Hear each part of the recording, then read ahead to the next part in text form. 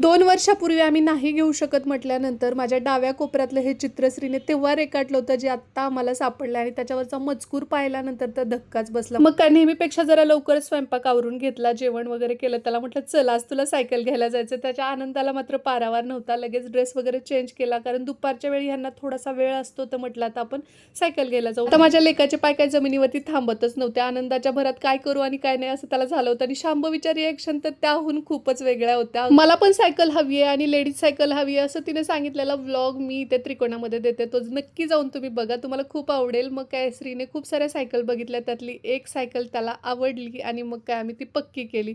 आता 2 वर्षापासूनचं त्याचं स्वप्न आज पूर्ण होतंय. सो आनंद तर आम्हालाही आहे. थोडंसं त्याला वेट करायला लावला, कारण गोष्टी सहजासहजी मिळाल्या की त्याची किंमत राहत नाही. तुमचं याविषयी काय मत आहे मला नक्की सांगा. त्यानंतर मग आजोबा होते, त्यांच्या रिक्षामध्ये सायकल घेऊन आम्ही घरी आलोत. खरं तर त्या आजोबांची एक वेगळी स्टोरी आहे, एखाद्या पुढच्या व्लॉगमध्ये मी नक्की शेअर करेन.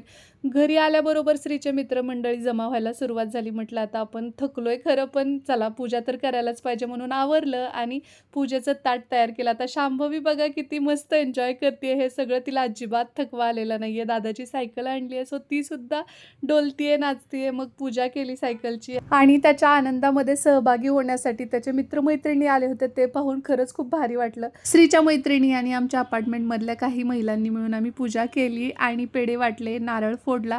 खरं तर प्रत्येकाची सुरुवात ही सायकलपासून होते आणि ती कारवर येऊन थांबते. काही जण आयुष्यामध्ये यापेक्षाही काही उच्च करत असतील, पण आनंद एवढा असतो ना या पहिल्या गोष्टीचा. तुम्हाला आठवली का तुमच्या लहानपणीची पहिली सायकल? भलेही ती सेकंड हँड असो किंवा नवीन असो. आणि शांभवी मात्र खूप एन्जॉय करत होती.